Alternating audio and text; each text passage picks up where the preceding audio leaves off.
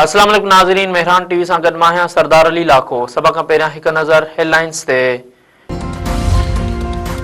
वफ़ाक़ी काबीना 27वीं आईनी तरमीम जी मंज़ूरी ॾेई छॾी। वज़ीर आज़म शहबाज शरीफ़ पारां बाकू मां वीडियो लिंक ज़रिए इजलासी सदारत। 27वीं तरमीम में कमांडर ऑफ डिफेंस सर्विस जो उहिदो मुतारिफ़ कराइण जो फ़ैसिलो। उहो उहिदो चीफ ऑफ आर्मी स्टाफ वटि ई हूंदो। 27वीं आईनी तरमीम तहत आईनी अदालत क़ाइमु थींदी। शुरूआती तौरु 7 जज मुक़ररु कया वेंदा। जस्टिस अमीनुल दीन खे नई आईनी अदालत जो सरबराह मुक़ररु करण जो इम्कान। हाई कोर्ट जे जजनि जी गॾियल सेनाटी लिस्ट जोड़ी वेंदी। जुडिशियल कमीशन खे जजनि जे बदिलनि जो इख़्तियार हूंदो। कानून वारे वज़ीर आज़म नज़ीर तारड़ चयो आहे त हुकूमत ऐं इतिहादनि में आईनी अदालत जे क़याम ते इतफ़ाक़ थी वियो आहे। फील्ड मार्शल जो उहिदो ताहयात हुजणु घुरिजे। तजवीज़ पार्लिमानी कमेटी आॾो रखंदासीं।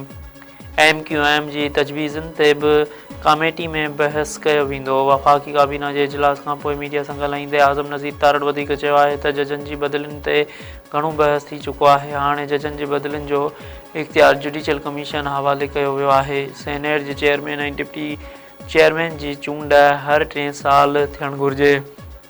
सॼे मुल्क में सेनेट जे मेंबरनि जी चूंड हिकु ई वक़्तु कराई वेंदी।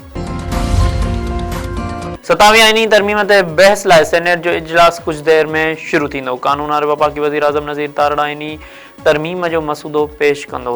ज़रियनि मूजिबि सेनेट जो इजलास आचर जे ॾींहुं बि जारी रखियो वेंदो। सेनेट मां आईनी तरमीम सूमर जे ॾींहुं मंज़ूर थियण जो इम्कान। वफ़ाक़ी वज़ीर अहसन इक़बाल चयो आहे त मार खाए हक़ दुनिया में पाकिस्तान जे तसवुर खे तब्दील करे छॾियो। भारत पाण खे इलाइक़े जो सूबेदार सम्झी रहियो हो। पाकिस्तान फील्ड मार्शल जे क़यादत में भारत खे मुंहुं तोड़ जवाबु ॾिनो वियो। लंडन में पाकिस्तान हाई कमीशन में बिज़नेस कम्यूनिटी खे ख़िताब कंदे अहसन इक़बाल वधीक चयो आहे त लंडन में क़ौमी एयरलाइन जूं उॾामूं बि जल्द शुरू थींदियूं।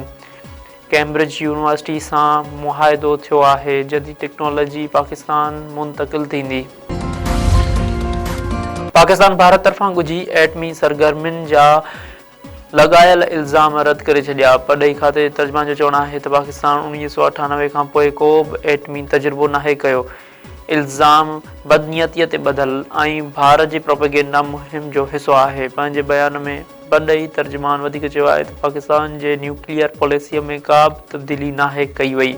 न्यूक्लियर सिक्योरिटी जे हवाले सां भारत जो पंहिंजो रिकॉर्ड ॻणती जोॻो आहे। भारत अमरीकी सदर जे बयान खे तोड़े मरोड़े हक़ीक़तनि जे उबतड़ पेश कयो।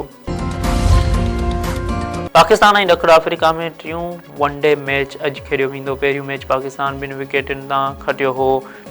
ॿी मैच में महिमान टीम फतह माणी। ॿई टीमूं सीरीज़ खटण लाइ पुरजोश। शौक़ीननि खे मुक़ाबले जो इंतज़ारु। नगर पार्कर वेझो 3 नौजवान दोस्तनि मुबैना तौरु इज्तिमाही आपघात करे छॾियो। डानू डांदल थाणे जी हद में कंडीअ जे वण में नौजवाननि जा फाहो खाधल लाश मिलिया। हथायल लाशनि जे डानू डंदल वासी 23 वरियनि जे दंजी पुट प्रताप कोहली, 18 वरियनि जे गौतम पुट शंकर ऐं 16 वरियनि जे जयराम भागचंद कोहली तौरु सुञाणप।